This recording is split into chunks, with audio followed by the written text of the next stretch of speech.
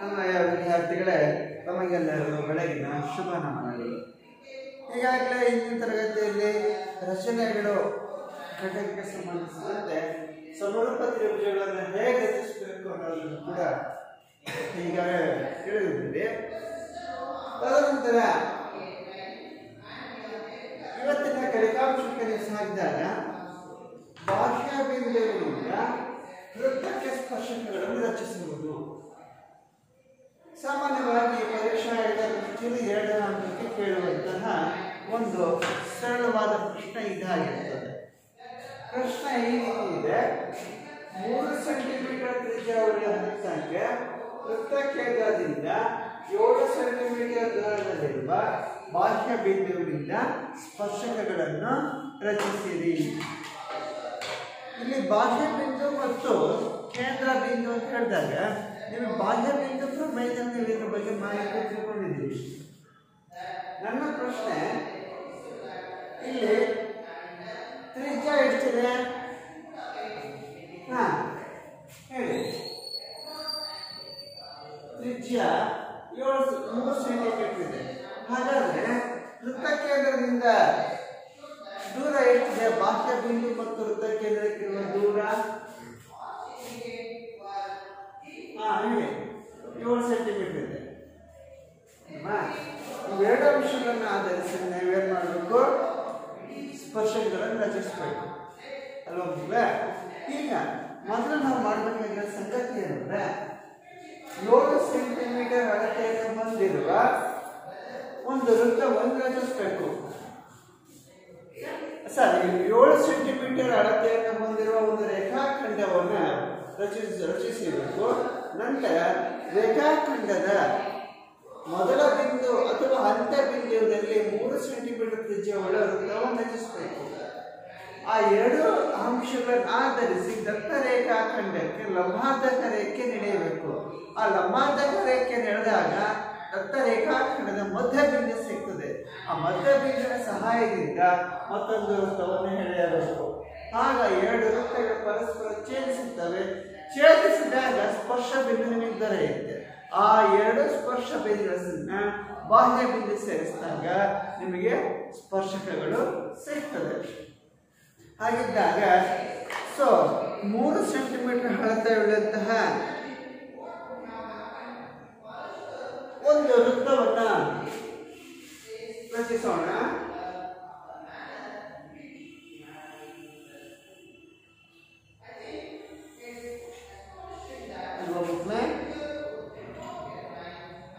ಹಾಗಿದ್ದಾಗ ದೂರ ಎಷ್ಟಿದೆ? 7 ಸೆಂಟಿಮೀಟರ್ ಇದೆ.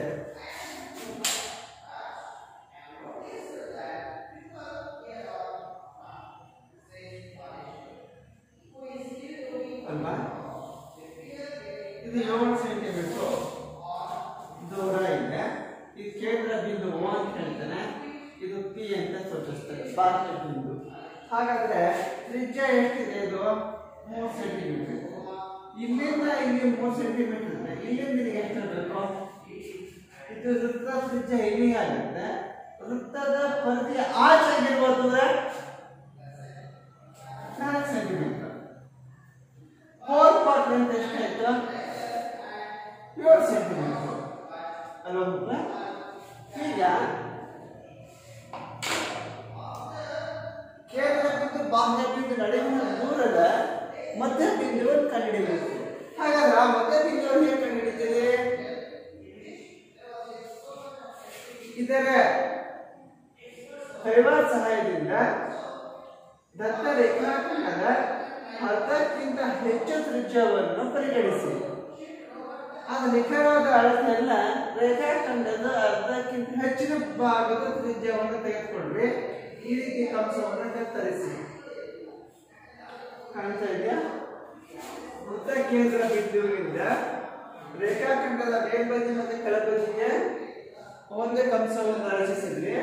ಅದೇ ತರ ಬಾಹ್ಯ ಬಿಂದುವಿನಿಂದ ಈ ರೀತಿ ಕಂಸಗಳನ್ನ ಮೇಲ್ಬದಿ ಮತ್ತು ಕೆಳಬದಿ ರಚಿಸಿದಾಗ ಆ 2 ಕಂಸಗಳು ಪರಸ್ಪರ ಛೇದಿಸ್ತವೆ. ಆ ಛೇದಕ ಬಿಂದುವನ್ನ ಗುರುತು ಮಾಡಿಕೊಳ್ಳಿ. ಸರಿನಾ ಮಕ್ಕಳೇ? ಈಗ ಈ ಎರಡೂ ಕಂಸಗಳು ಪರಸ್ಪರ ಛೇದಿಸಿದವಾಗ ಇವುಗಳನ್ನು ನೇರವಾಗಿ ಛೇದಕ ಬಿಂದುಗಳ ಸಹಾಯದಿಂದ ಲಂಬ ರೇಖೆ ನೆಳೆಯಿತು. ಆಗ ಆ ಲಂಬಾರ್ಧಕ ರೇಖೆ ದತ್ತ ರೇಖಾಖಂಡವನ್ನು ಅರ್ಧಿಸಿದಾಗ ನಿಮಗೆ ಆ ರೇಖಾಖಂಡದ ಮಧ್ಯ ಬಿಂದು ದೊರೆಯುತ್ತೆ. ಆ ಮಧ್ಯ ಬಿಂದುವಿನ ಸಹಾಯದಿಂದ ಕೇಂದ್ರ ಬಿಂದು ಮತ್ತು ಬಾಹ್ಯ ಬಿಂದು ಸಂಧಿಸುವಂತೆ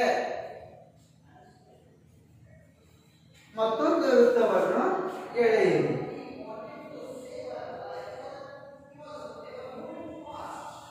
ಕಾಣ್ತಾ ಮಕ್ಕಳೇ ನೋಡಿ,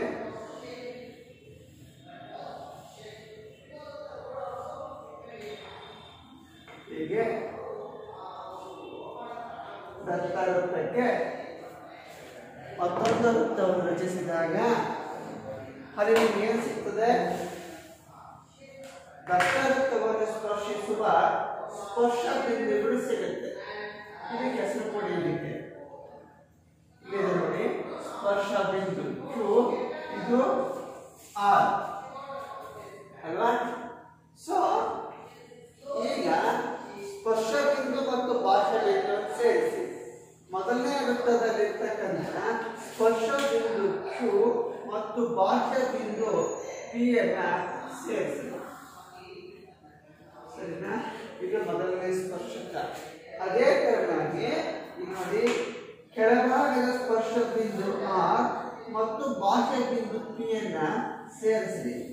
ಈಗ ನಿನಗೆ ಎರಡು ಸ್ಪರ್ಶಕಗಳು ಸೇರಿಸುತ್ತದೆ. ಹಾಗಿದ್ದಾಗ ಸ್ಪರ್ಶಕಗಳೆಲ್ಲ ಸಿಕ್ಕಾಯಿತು. ಇಲ್ಲಿ ಕೇಂದ್ರ ಬಿಂದು ಮತ್ತು ಬಾಹ್ಯ ಬಿಂದು, ಕೇಂದ್ರ ಬಿಂದು ಮತ್ತು ಬಾಹ್ಯ ಬಿಂದುವನ್ನು ಸೇರಿಸಿದಾಗ ಉಂಟಾಗುವುದು ಏನು ಉಂಟಾಗ್ತದೆ? ತ್ರಿಜ್ಯಗಳು ಉಂಟಾಗ್ತದೆ. ಆದರೆ ಒಂದೇ ವೃತ್ತದಲ್ಲಿನ ತ್ರಿಜ್ಯಗಳು ಸಮ ಅಂತ ನೀವು ಹೇಳ್ತೀರಿ. OQ equals OR. ಹಾಗಾದ್ರೆ ಈ ವೃತ್ತದ ತ್ರಿಜ್ಯ ಎಷ್ಟಿರುತ್ತೋ ಇದು ಕೂಡ ಅಷ್ಟೇ ಇರುತ್ತೆ ಅಲ್ವಾ? ತದನಂತರ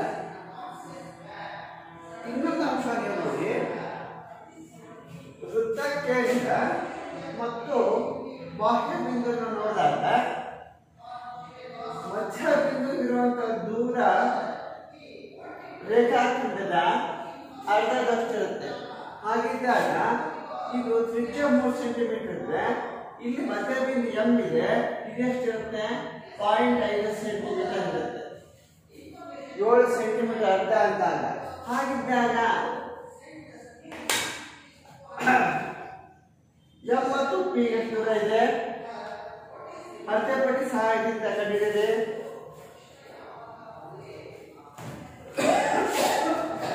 ಮಕ್ಕಳೆಲ್ಲ ಅರ್ಥ ಮಾಡಿದ್ರ? ಇಲ್ಲಿಂದ ಇಲ್ಲಿ ಎಷ್ಟು ದೂರ ಇದೆ ಅಂತ? ಇಲ್ಲಿಂದ ಅಲ್ಲಿಗೆ 3.5 ಸೆಂಟಿಮೀಟರ್. ಈ ತ್ರಿಜ್ಯಕ್ಕೆ ನಿಮಗೆ ಅನುಕೂಲ ಆಗುವಂಗೆ ಒಂದು ಹೆಸರು ಕೊಟ್ಕೊಂಡು ಏನು. ಈಗ ಸ್ಪರ್ಶಕಗಳು ಅಂತ ಹೇಳಿದ್ವಿ. ಹಾಗಾದ್ರೆ ಸ್ಪರ್ಶಕಗಳು ಯಾವ್ಯಾವು? PQ ಮತ್ತು PR. ಹಾಗಾದ್ರೆ ಅಳತೆ ಪಟ್ಟಿ ತಗೊಳ್ಳಿ. ಆ ಜಾಡು ಪಟ್ಟಿಯ ಸಹಾಯದಿಂದ ಸ್ಪರ್ಶಕದ ಉದ್ದವನ್ನು ಅಳತೆ ಮಾಡಿ ಎಷ್ಟು ಬರುತ್ತೆ?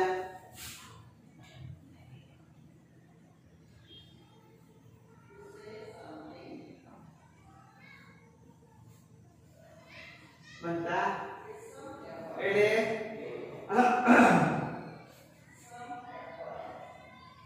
6.3 ಸೆಂಟಿಮೀಟರ್ ಬರುತ್ತಲ್ವಾ?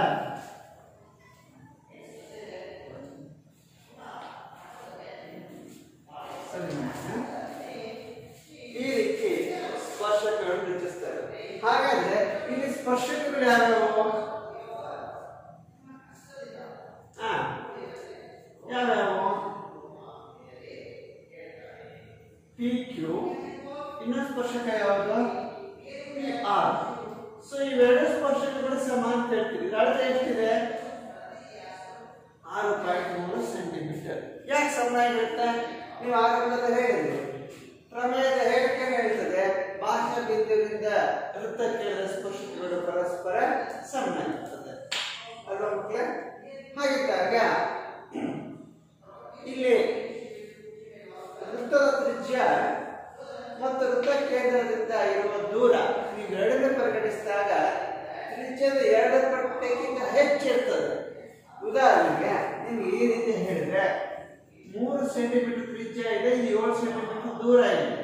ಹಾಗಿದ್ದಾಗ ಇದರ ಮಧ್ಯಬಿಂದು ವೃತ್ತದ ಪರಿಧಿಯ ಆಚೆಗೆ ಬರುತ್ತೆ.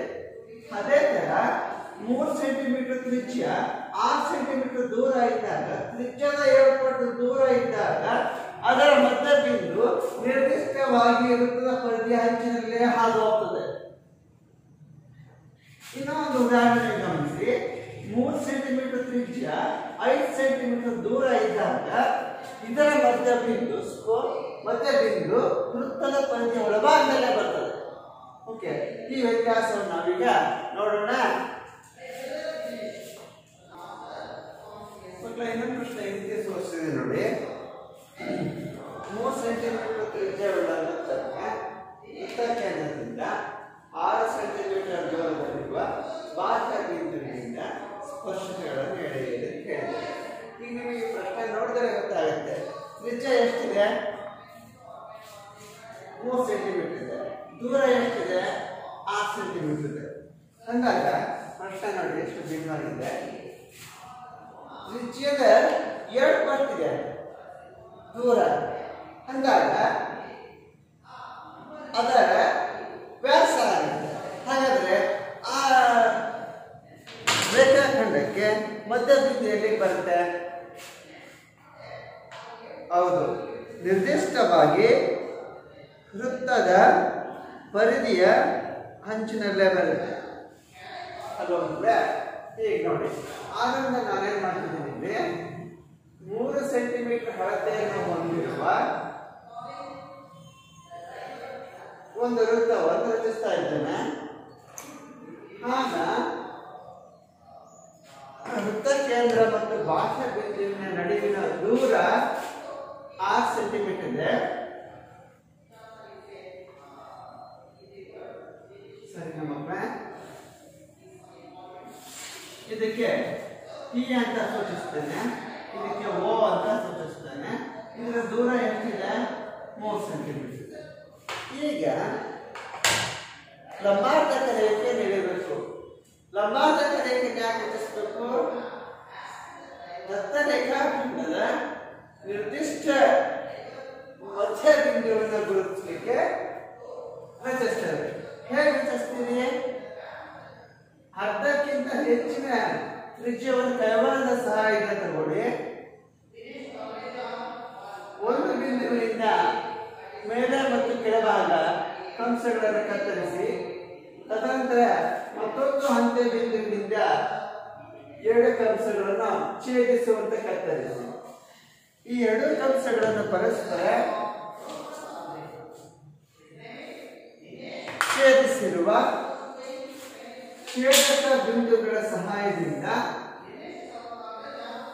ಒಂದು ಲಂಬಾರ್ಧಕ ರೇಖೆಯನ್ನು ಎಳೆಯಿರಿ. ಆಗ ನಿಮಗೆ ಸಿಗುತ್ತದೆ ನಿರ್ದಿಷ್ಟವಾದ ಮಧ್ಯಬಿಂದು. ನೋಡಿ, ತ್ರಿಜ್ಯದ 2 ಪಟ್ಟು ವ್ಯಾಸ ಆದಾಗ ಅದರ ಮಧ್ಯಬಿಂದು ವೃತ್ತದ ಪರಿಧಿ ಅಂಚಿನಲ್ಲೇ ಹಾದು ಹೋಗುತ್ತೆ. ಹಾಗಿದ್ದಾಗ ತ್ರಿಜ್ಯ 3 ಸೆಂಟಿಮೀಟರ್ ಇದೆ. ಮಧ್ಯಬಿಂದು ಮತ್ತು ಬಾಹ್ಯ ಬಿಂದು ನಡುವಿನ ದೂರ ಎಷ್ಟಿದೆ? 3 ಸೆಂಟಿಮೀಟರ್. ಹಾಗಿದ್ದಾಗ ಈ ಸ್ಪರ್ಶಕಗಳನ್ನು ಹೇಗೆ ಮಾಡಬೇಕು ನೋಡಿ. ಈ ಮಧ್ಯಬಿಂದುವಿನ ಸಹಾಯದಿಂದ ಕೈವಾರದ ಮತ್ತೊಂದು ವೃತ್ತವನ್ನು ದತ್ತ ವೃತ್ತದಲ್ಲಿ ಹಾಯ್ದು ಹೋಗುವಂತೆ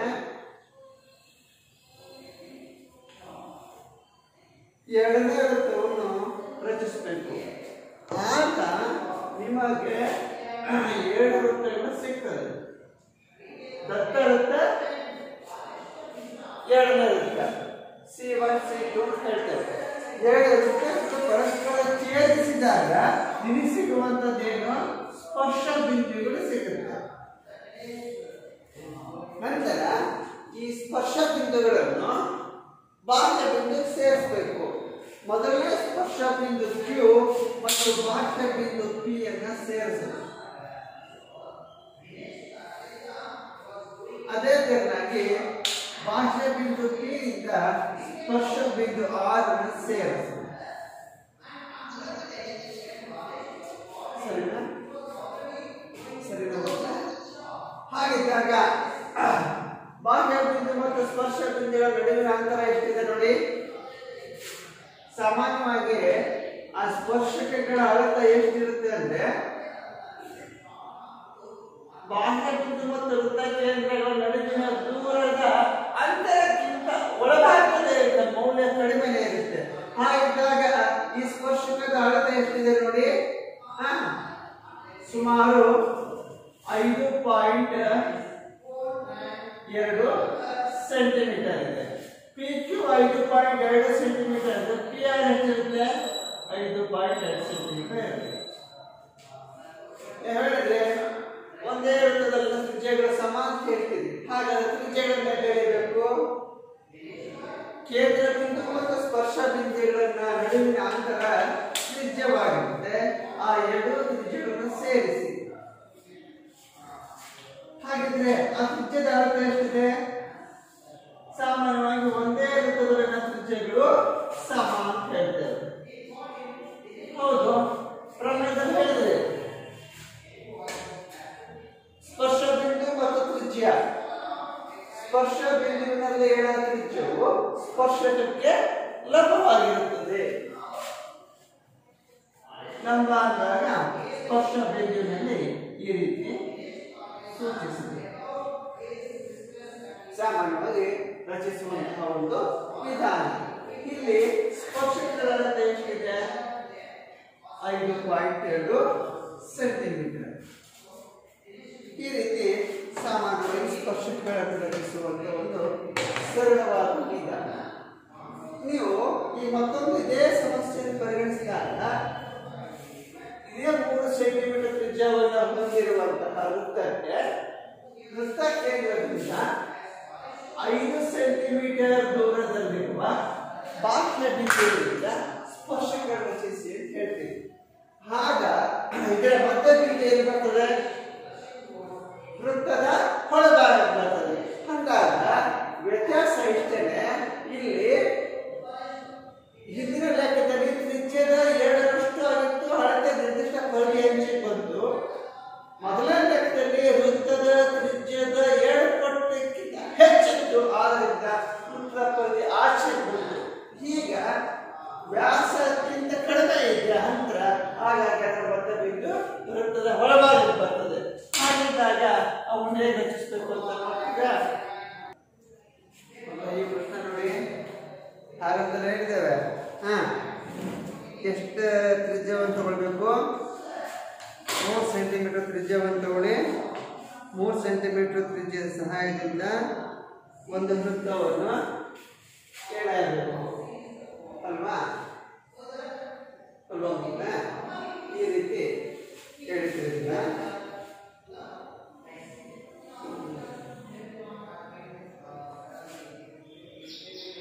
ಇಲ್ಲಿ ನೋಡಿ ದೂರ ಎಷ್ಟಿದೆ? ಯಾವ ದೂರ? ವೃತ್ತ ಕೇಂದ್ರ ಮತ್ತು ಬಾಹ್ಯ ಬಿಂದುಗಳ ನಡುವಿನ ದೂರ. ಹೀಗೆ ನೋಡಿ, ಇದು ಕೇಂದ್ರ ಬಿಂದು, ಇದು ಬಾಹ್ಯ ಬಿಂದು. ಇರುವಂತಹ ತ್ರಿಜ್ಯ 3 ಸೆಂಟಿಮೀಟರ್ ಇದೆ. ಹಾಗಿದ್ದಾಗ ಇದರ ಮಧ್ಯ ಬಿಂದುವನ್ನು ಗುರುತಿಸಬೇಕು. ನೋಡಿ,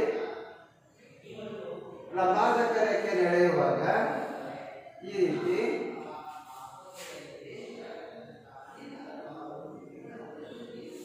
ಎರಡು ಕಂಸಗಳು ಪರಸ್ಪರ ಛೇದಿಸುವಂತೆ ಅದಕ್ಕಿಂತ ಹೆಚ್ಚಿನ ತ್ರಿಜ್ಯವನ್ನು ಪರಿಗಣಿಸಿ ಲಂಬಾರ್ಧಕ ರೇಖೆಯನ್ನು ಎಳೆಯಬೇಕು. ಈಗಾಗಲೇ ನಾವು ಆನಂತರ ಸೈದ್ಧಾಂತಿಕವಾಗಿ ಹೇಳಿದಂತೆ ವೃತ್ತದ ತ್ರಿಜ್ಯದ ವ್ಯಾಸವು 7ರಷ್ಟು ಇರುತ್ತೆ.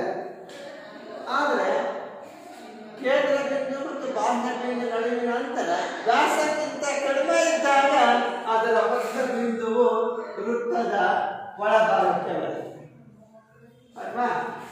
ಈಗ ಈ ಮಧ್ಯ ಬಿಂದುವಿನ ಸಹಾಯದಿಂದ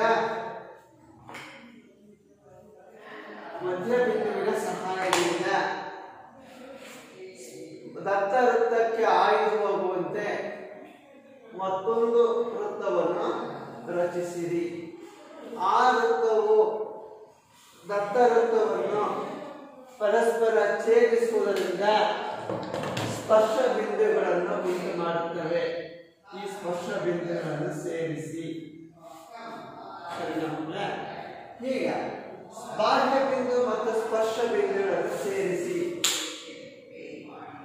ಅಂತಂದ್ಯ.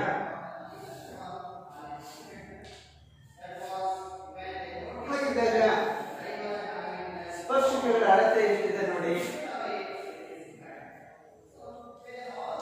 ಸ್ಪರ್ಶಕಗಳ ಅಳತೆ ಎಷ್ಟು ಬರುತ್ತೆ ನೋಡಿ. ಎಷ್ಟಿದೆ ನಿರ್ದಿಷ್ಟವಾಗಿ ಎಷ್ಟಿದೆ ನೋಡಿ. 4 ಸೆಂಟಿಮೀಟರ್ ಬರುತ್ತೆ. ಹೇಗೆ ಅಂತ ನಂತರ ಗೊತ್ತಾಗುತ್ತೆ ನಿಮಗೆ. ಈಗ ತ್ರಿಜ್ಯ ಮತ್ತು ಸ್ಪರ್ಶಕ ಇದು ಕೇಂದ್ರ ಬಿಂದು ಮತ್ತು ಸ್ಪರ್ಶ ಬಿಂದುವನ್ನು ಸೇರಿಸಿದಾಗ ನಿಮಗೆ ತ್ರಿಜ್ಯ ಬರ್ತದೆ. ಹಾಗಾದ್ರೆ ಆ ಎರಡು ತ್ರಿಜ್ಯಗಳ ಅಳತೆ ಎಷ್ಟಿದೆ ನೋಡಿ. ಜಾರುಪಟ್ಟಿಯ ಸಹಾಯದಿಂದ ಕಂಡುಹಿಡಿಯಿರಿ. ಹೌದು, ಎಷ್ಟಿದೆ? 3 ಸೆಂಟಿಮೀಟರ್ ಇದೆ. ಯಾಕೆ? ಒಂದೇ ವೃತ್ತದಲ್ಲಿನ ತ್ರಿಜ್ಯಗಳು ಸಮ ಅಲ್ಲವೇ? ಸೊ ಈಗ ಸ್ಪರ್ಶಕಗಳ ಉದ್ದ 4 ಸೆಂಟಿಮೀಟರ್ ಅಂತ ಹೇಳಿದ್ರೆ ನೀವು ಆನಂತರ ಹೇಳಿದ್ರೆ ಸ್ಪರ್ಶ ಬಿಂದುವಿನಲ್ಲಿ ಎಳೆದ ತ್ರಿಜ್ಯ ಮತ್ತು ಸ್ಪರ್ಶಕ ಪರಸ್ಪರ ಲಂಬವಾಗಿರ್ತವೆ ಅಲ್ವಾ? ಹಾಗಿದ್ದಾಗ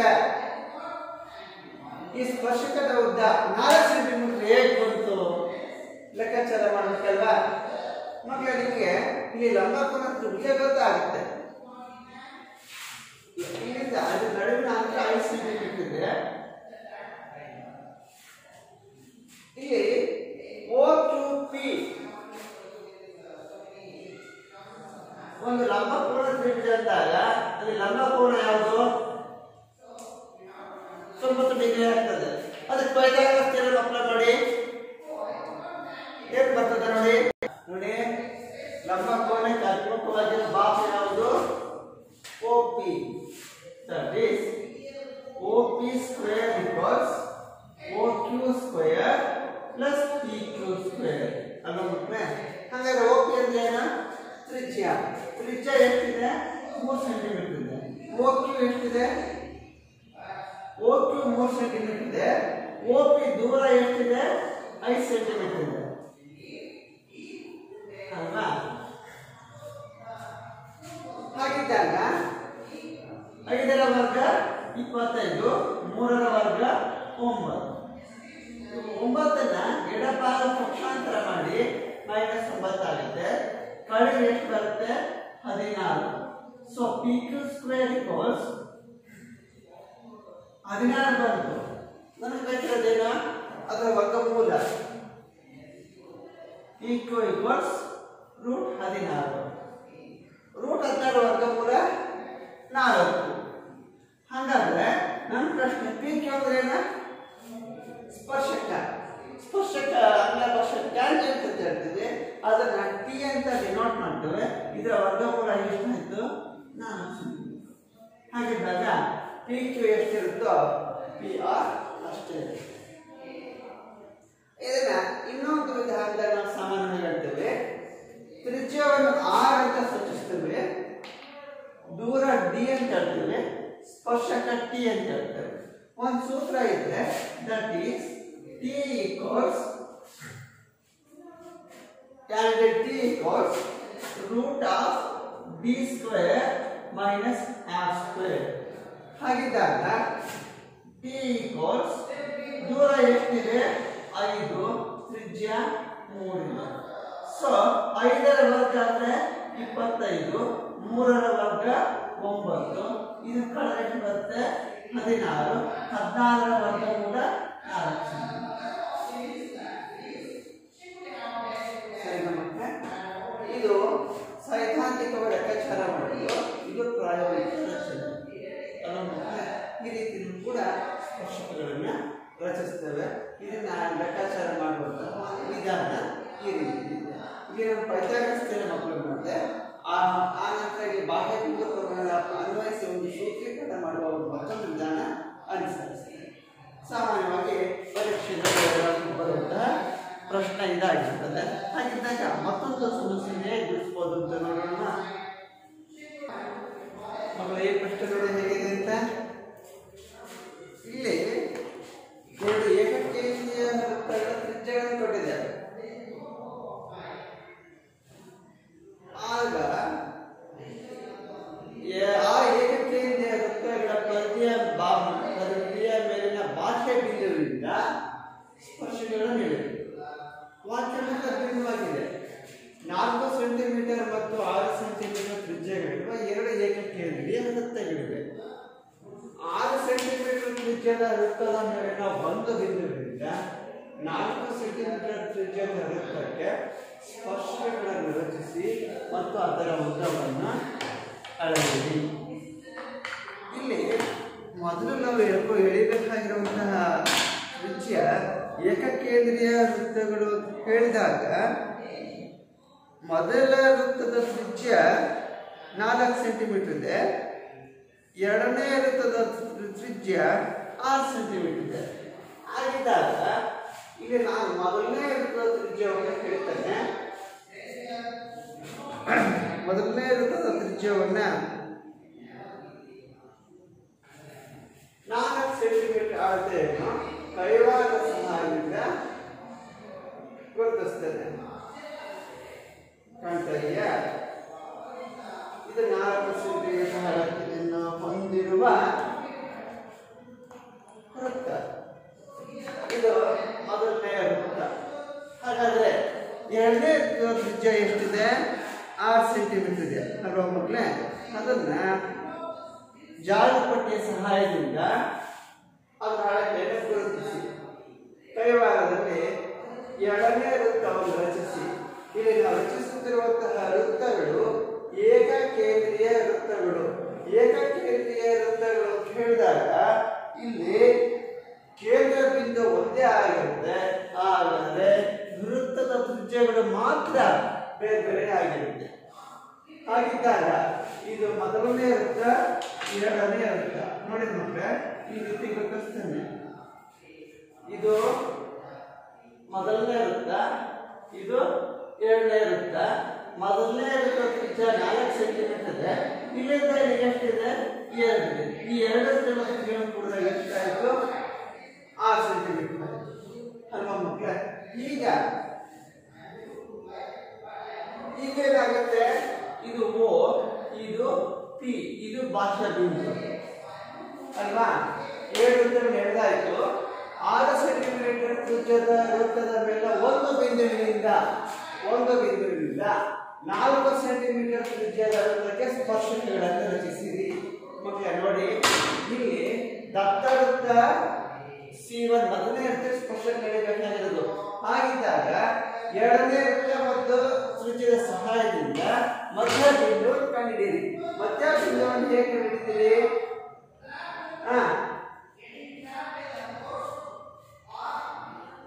ಅರ್ಧಕ್ಕಿಂತ ಹೆಚ್ಚಿನ ತ್ರಿಜ್ಯವನ್ನು ಪರಿಗಣಿಸಿ ಕೇಂದ್ರ ಬಿಂದು ಮತ್ತು ಬಾಹ್ಯ ಬಿಂದುವಿನಿಂದ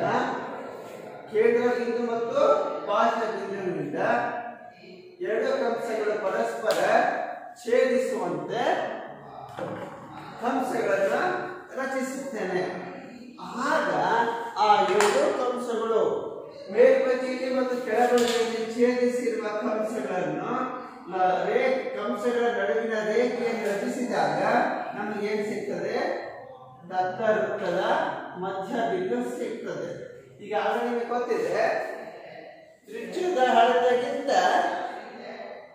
ಬಾಹ್ಯ ಬಿಂದು ಮತ್ತು ಕೇಂದ್ರ ಬಿಂದು ನಡುವಿನ ಅಂತರ ಹೆಚ್ಚಾದಾಗ ಅದರ ಮಧ್ಯ ಬಿಂದು ವೃತ್ತದ ಒಳಭಾಗಕ್ಕೆ ಬರ್ತದೆ. ಹಾಗಿದ್ದಾಗ ಇಲ್ಲಿ ದತ್ತ ವೃತ್ತ ಯಾವುದು? ಮೊದಲನೇ ವೃತ್ತ ಇದು.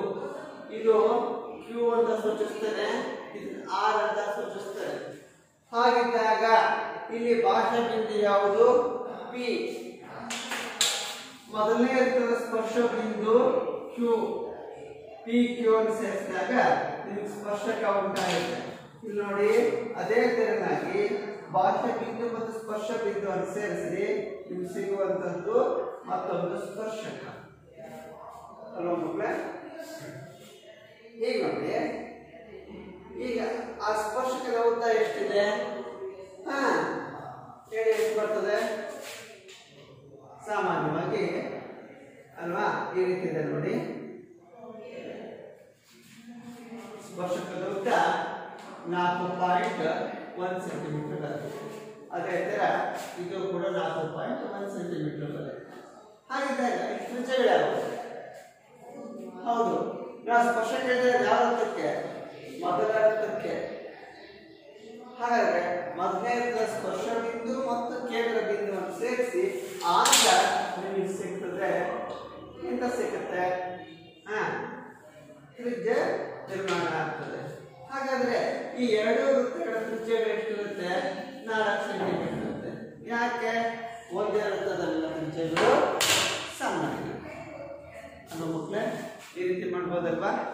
ನೋಡಿ, ಇದರಲ್ಲಿ ಏನಾದ್ರು ನಿಮಗೆ ಸಂಶಯವಿದ್ರೆ ಹೇಳಿ. ಈಗ ಇದನ್ನ ಇದು ಮೊದಲ ವೃತ್ತದ ತ್ರಿಜ್ಯ ಎಷ್ಟಿದೆ? 4 ಸೆಂಟಿಮೀಟರ್ ಇದೆ. ಎರಡನೇ ವೃತ್ತದ ತ್ರಿಜ್ಯ 6 ಸೆಂಟಿಮೀಟರ್ ಇದೆ. ಹಾಗಿದ್ದಾಗ ಸ್ಪರ್ಶಕಗಳು ಯಾವುವು? ಪಿ ಕ್ಯೂ ಮತ್ತು ಪಿ ಆರ್. ನೀವು ಹೇಳ್ತೀರಿ ಬಾಹ್ಯ ಬಿಂದುವಿನ ಎರಡು ಸ್ಪರ್ಶಕಗಳು ಸಮ ಅಂತ ಹೇಳ್ತೀರಿ. ಆಗಿದ್ದಾಗ ಅದರ ಅಳತೆ ಎಷ್ಟಿದೆ? 4.1 ಸೆಂಟಿಮೀಟರ್. ನಾವು ಹೇಳಿದ್ದೇವೆ ಸ್ಪರ್ಶಕಗಳ ಉದ್ದವನ್ನು ಅಳೆಯಿರಿ ಅಂತ. ನೀವು ರಚಿಸಿರುವ ಆಲೇಖದ ಮೇಲೆ ಅಳತೆಯನ್ನು ಗುರುತು ಮಾಡಬೇಕು ಮತ್ತು ಈ ಕಡೆ ಬಂದು ತೋರಿಸ್ಬೇಕಾಗ್ತದೆ. ಸೈದ್ಧಾಂತಿಕವಾಗಿ ಇಷ್ಟು ಬರುತ್ತೆ. ಈಗಾಗಲೇ ಹಿಂದಿನ ಲೆಕ್ಕ ತೋರಿಸಿದ್ರೆ ಲೆಕ್ಕಾಚಾರ ಮಾಡೋದು ಹೇಗಿಂತ ಆ ವಿಧಾನವನ್ನು ಕೂಡ ನೀವು ಅನುಸರಿಸಿ ಮಾಡಿ ಆಗ್ಬೋದ ಮಕ್ಕಳೇ? ಈ ಲೆಕ್ಕಾಚಾರ ಮಾಡೋದು ಹೇಗಿಂತ ನಾವು ಹೇಳಿದ್ದೇವೆ ನೋಡಿ. ಒಂದು ಸೂತ್ರ ಹೇಳಿಬಿಟ್ಟಿವಿ. T equals root of b square minus r square ಅಲ್ವಾ? ಸೊ ಸ್ಪರ್ಶಕದ ಉದ್ದ ಈಕ್ವಲ್ಸ್ ದೂರ ಎಷ್ಟಿದೆ? 6 ಸೆಂಟಿಮೀಟರ್. ತ್ರಿಜ್ಯ ಎಷ್ಟಿದೆ? 4 ಸೆಂಟಿಮೀಟರ್. ನೋಡಿ, 6ರ ವರ್ಗ ಅಂದ್ರೆ 36, 4ರ ವರ್ಗ ಅಂದ್ರೆ 16. ಹಾಗಿದ್ದಾಗ ನೋಡಿ, ಕಳೆದ ಎಷ್ಟು ಬರುತ್ತೆ? ರೂಟ್ 20 ಬರುತ್ತೆ. ರೂಟ್ 20ರ ವರ್ಗಮೂಲ ಸರಿ ಸುಮಾರು 4.12 ಇತ್ಯಾದಿ ಬರುತ್ತದೆ. ಓಕೆ, ಇದೊಂದು ಅಭಾಗದ ಸಂಖ್ಯೆ ಆಗಿರುತ್ತೆ. ಹಾಗಾದ್ರೆ ಇಲ್ಲಿ ಸ್ಪರ್ಶಕಗಳು ಯಾವುವು? ಪಿ ಕ್ಯೂ ಮತ್ತು ಕ್ಯೂ ಆರ್. ಈ ರೀತಿ ಲೆಕ್ಕಾಚಾರವನ್ನು ಕೂಡ ಮಾಡ್ತಾರೆ. ಸರಿನಾ ಮಕ್ಕಳೇ? ಮಾಡ್ತಿರಲ್ಲ?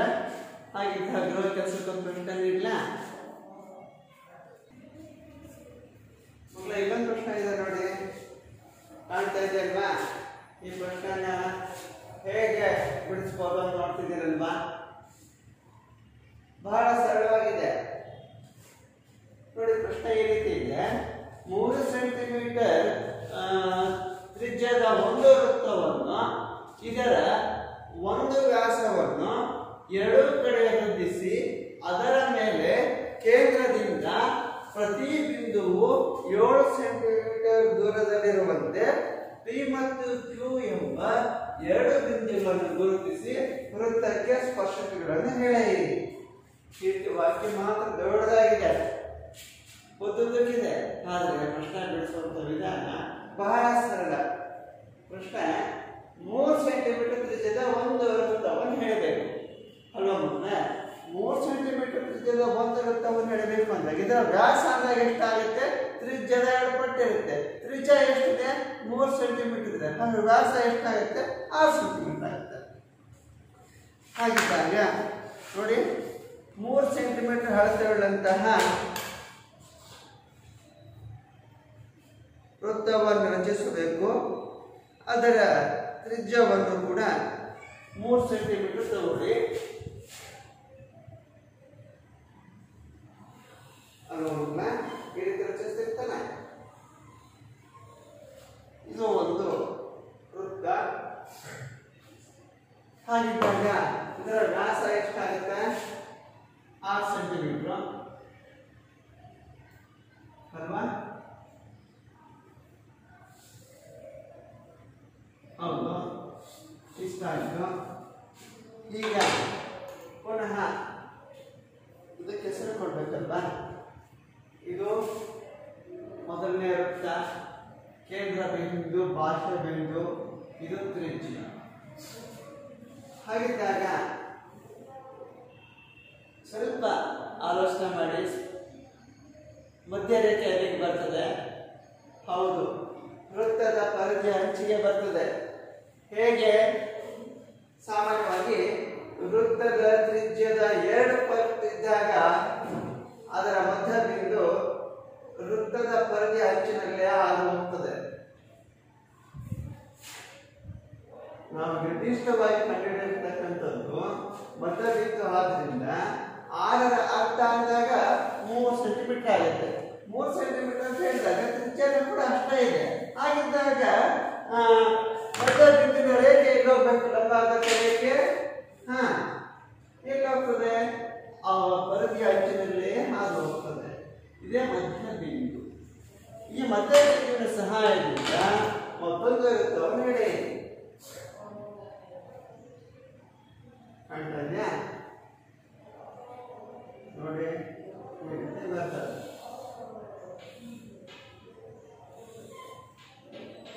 ಅಲ್ವಾ?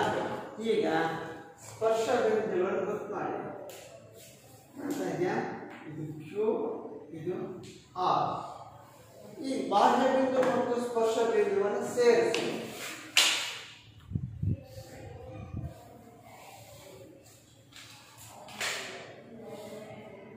ಅಲ್ವಾ? ಸೇರಿಸ್ತಾ ಇದ್ರಲ್ವಾ? ಈ ರೀತಿ ಸೇರಿಸ್ತೀವಿ. ಹಾಗಿದ್ದಾಗ ಸ್ಪರ್ಶಕದ ಉದ್ದ ಎಷ್ಟು ಬರುತ್ತೆ? ನೋಡಿ, ಸ್ಪರ್ಶಕವನ್ನು ಅರ್ಥ ಮಾಡಿ. ಅಲ್ವಾ? 5.4 ಸೆಂಟಿಮೀಟರ್ ಬರುತ್ತೆ. ಪಿ ಕ್ಯೂ ಎಷ್ಟಿರುತ್ತೋ ಸಿ ಆರ್ ಅಷ್ಟೇ ಇರುತ್ತೆ. ಇದು ಈ ಮತ್ತು ಈ ವೃತ್ತಗಳಲ್ಲಿ ಹೇಳಿದಂಥದ್ದು. ಹಾಗಾದ್ರೆ ತ್ರಿಜ್ಯ ಎಷ್ಟಿದೆ? ಒಂದೇ ವೃತ್ತದಲ್ಲಿನ ತ್ರಿಜ್ಯಗಳು ಸಮವಾಗಿರುತ್ತೆ ಅನ್ನೋ ಈ ರೀತಿ ಹೇಳಿದ್ದಾರೆ. ಆದರೆ ಇನ್ನೊಂದು ಅಂಶವನ್ನು ನಾವು ಪರಿಗಣಿಸಬೇಕಾಗಿರುವಂತಹ ಸಂಗತಿ ಏನಂದ್ರೆ, ಈಗ ಇಷ್ಟೇ ಅಳತೆಯನ್ನು ಹೊಂದಿರುವುದರಿಂದ ಅದೇ ಮತ್ತೆ ಪುನಃ ಸ್ಪರ್ಶಕಗಳನ್ನು ಎಳಿಬೇಕು. ಹಾಗಿದ್ದಾಗ ಮತ್ತೆ ಹೇಗೆ ಎಳಿತೀರಿ? ನೋಡಿ, ಈ ರೀತಿ ಸ್ಪರ್ಶಕಗಳನ್ನು ಎಳೆದಿದ್ದಾರೆ. ಈಗ ಕ್ಯೂ ಬಿಂದುವಿನಿಂದ ಸ್ಪರ್ಶಕವನ್ನು ಎಳೆಯಬೇಕು. ಇದೇ ತರ ಓ ಮತ್ತು ಕ್ಯೂನಲ್ಲಿ ಅರ್ಧಕ್ಕಿಂತ ಹೆಚ್ಚಿನ ಪ್ರಮಾಣದ ತ್ರಿಜ್ಯವನ್ನು ಪರಿಗಣಿಸಿ ಲಂಬಾರ್ಧಕ ರೇಖೆ ಎಳೆಯಿರಿ. ಅಲ್ವಾ? ಈ ರೀತಿ ಕಂಸಗಳನ್ನ ಕಟ್ ಮಾಡಿ ಪರಸ್ಪರ ಛೇದಕ ಬಿಂದು ನಿಮಗೆ ಸಿಗ್ತದೆ. ಎಲ್ಲಿ ಸಿಗ್ತದೆ? ಪುನಃ ಪರಿಧಿಯ ಅಂಚಿನಲ್ಲೇ ಹಾದು ಹೋಗ್ತದೆ. ಇದಕ್ಕೆ ಎನ್ ಅಂತ ಸೂಚಿಸ್ತದೆ. ಈಗ ಈ ಮಧ್ಯ ಬಿಂದುವಿನ ಸಹಾಯದಿಂದ ಈ ರೀತಿ ಬರುತ್ತೆ. ಮತ್ತೊಂದು ವೃತ್ತವನ್ನು ಎಳೆಯಿರಿ. ಅಲ್ವಾ ಮಕ್ಕಳೇ?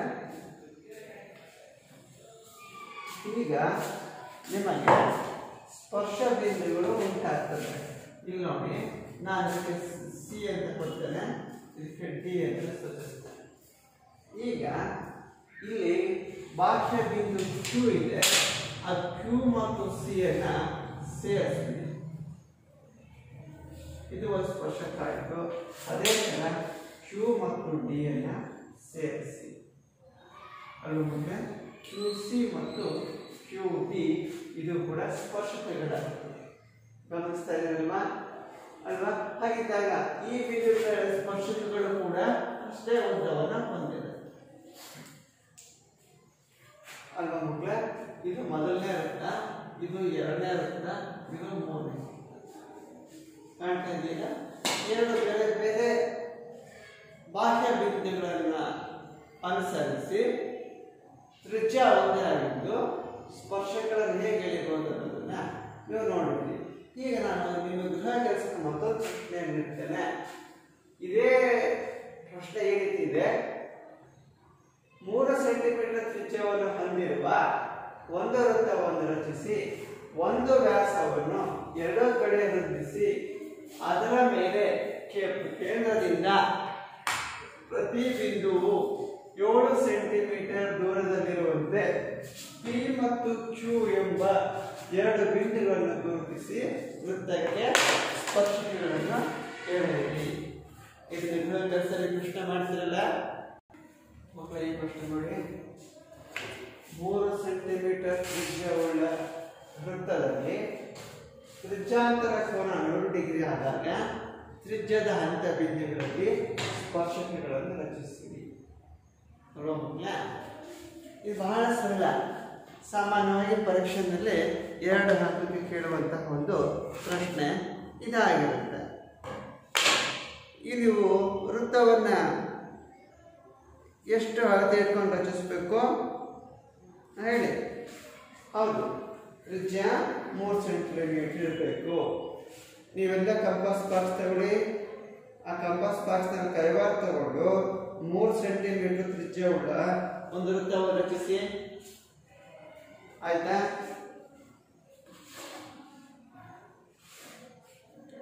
ಕೇಂದ್ರ ಬಿಂದುವನ್ನು ಗುರುತು ಮಾಡಿ. ಕೇಂದ್ರ ಬಿಂದುವನ್ನು ಗುರುತು ಮಾಡಿದ ನಂತರ ಕೋನಮಾಪಕದ ಸಹಾಯದಿಂದ 100 ಡಿಗ್ರಿ ಕೋನವನ್ನು ಗುರುತಿಸಬೇಕು. ಅದಕ್ಕಿಂತ ಮುಂಚೆ ಕೇಂದ್ರ ಬಿಂದು ಮತ್ತು ಪರಿಧಿಯ ಮೇಲಿನ ಒಂದು ಬಿಂದುವಿನಿಂದ ತ್ರಿಜ್ಯವನ್ನು ಗುರುತಿಸಿ. ತದನಂತರ ಕೋನಮಾಪಕದ ಸಹಾಯದಿಂದ ಕೇಂದ್ರ ಬಿಂದುವಿನಲ್ಲಿ ಕೋನಮಾಪಕವನ್ನು ಗುರುತಿಸಿದಾಗ 100 ಡಿಗ್ರಿ ಕೋನವನ್ನು ನಮೂದಿಸಬೇಕು. ಹಾಗಿದ್ದಾಗ 100 ಡಿಗ್ರಿ ಎಂದಾಗ ಎಂಥ ಕೋನವನ್ನು ಮಾಡುತ್ತೆ? ವಿಶಾಲ ಕೋನವನ್ನು ಉಂಟು ಮಾಡುತ್ತೆ. ಸೇರಿಸಿ ಕೋನವನ್ನು ಗುರುತು ಮಾಡಿ. ಇದಕ್ಕೆ ಹೆಸರು ಕೊಡಿ Q. ನಿಮಗೆ ಗೊತ್ತಿದೆ, ಸ್ಪರ್ಶ ಬಿಂದುವಿನಲ್ಲಿ ಏನಾದ ತ್ರಿಜ್ಯವು ಸ್ಪರ್ಶಕಕ್ಕೆ ಲಂಬವಾಗಿರುತ್ತದೆ. ಮಕ್ಕಳ, ನಾನು ನಿಮಗೆ ಹೇಳ್ಕೊಡ್ತಾ ಇರುವಂತ ಒಂದು ಸರಳವಾದ ಕ್ರೂಡ್ ಮೆಥಡ್ ಹೇಳ್ತಾ ಇದ್ದೇನೆ.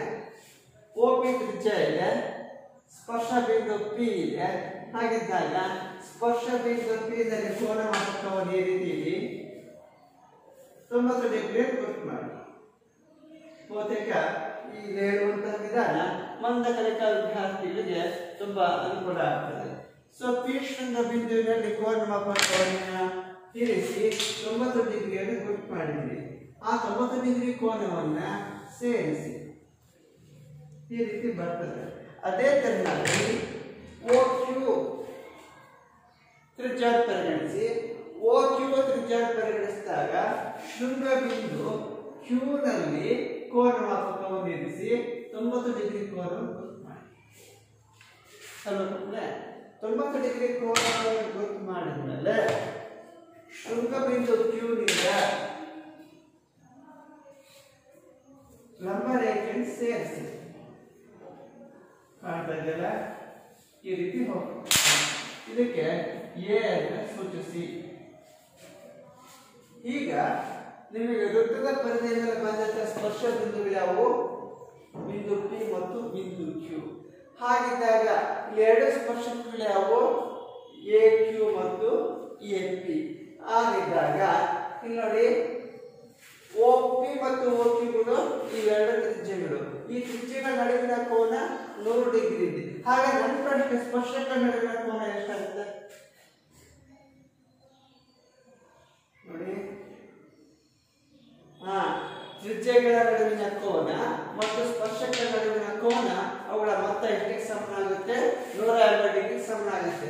180 ಡಿಗ್ರಿ ಸಮನಾದಾಗ ಇಲ್ಲಿ ತ್ರಿಜ್ಯಗಳ ನಡುವಿನ ಕೋನ 100 ಡಿಗ್ರಿ ಇದ್ರೆ ಅಲ್ಲಿ ಇದು ಎಷ್ಟಿರಬೇಕು? 80 ಡಿಗ್ರಿ. ಒಂದೇ ವೃತ್ತದಲ್ಲಿ ತ್ರಿಜ್ಯಗಳ ಸಮ ಅಂತ ಹೇಳ್ತೀವಿ. ಓಪಿ 3 ಸೆಂಟಿಮೀಟರ್ ತ್ರಿಜ್ಯ ಇದ್ರೆ ಓಪಿ ಎಷ್ಟಿರ್ಬೇಕು? ಅದು ಕೂಡ 3 ಸೆಂಟಿಮೀಟರ್ ಇರುತ್ತೆ. ಹಾಗಿದ್ದಾಗ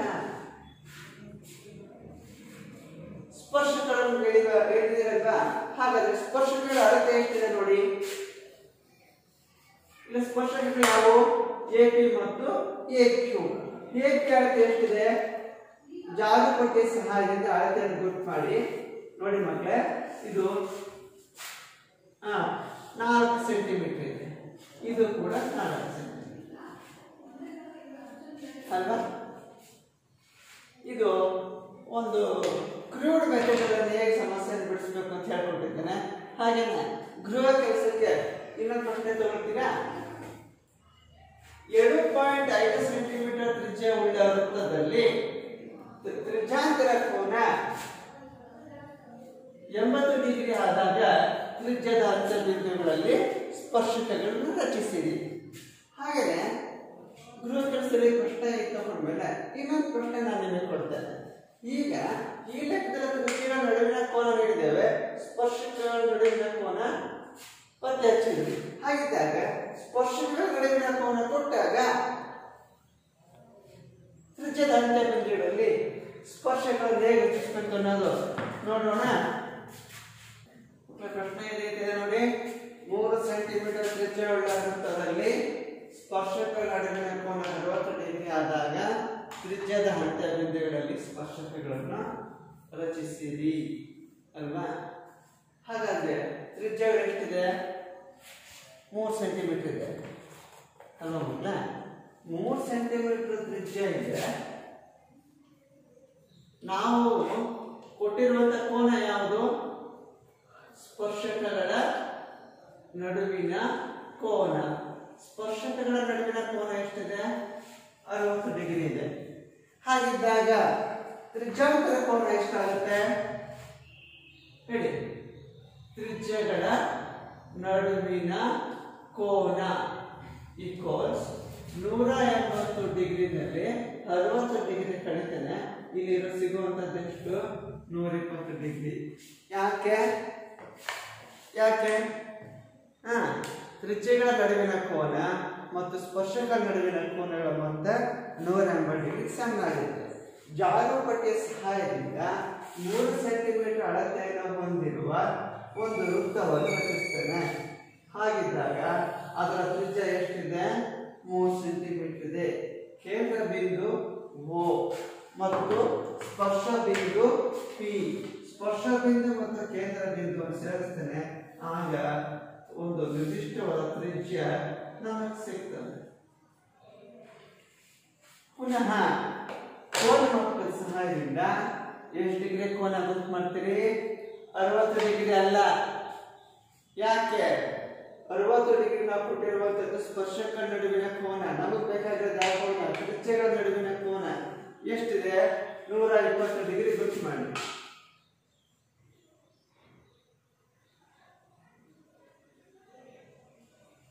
ಸರಿನಾ ಮಕ್ಕಳೇ?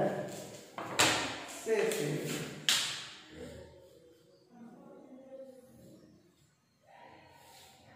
ಅಲ್ವಾ? ಕೋನವನ್ನು ಗುರುತು ಮಾಡಿ. ಇದಕ್ಕೆ ಕ್ಯೂ ಅಂತ ಹೆಸರು ಕೊಡಿ. ಹಾಗಾದರೆ ಸ್ಪರ್ಶ ಬಿಂದು ಪಿ ನಲ್ಲಿ ಕೋನ ಮಾಪಕವನ್ನು ನೇರವಾಗಿ ನಿಲ್ಲಿಸಿದೆ. ಆಯ್ತಾ? 90 ಡಿಗ್ರಿ ಗುರುತು ಮಾಡಿ. ಸೇರಿ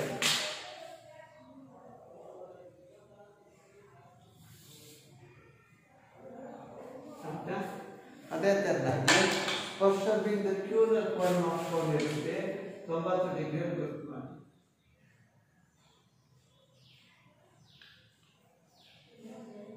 ಸರಿನಾ? ಸೇರಿಸಿ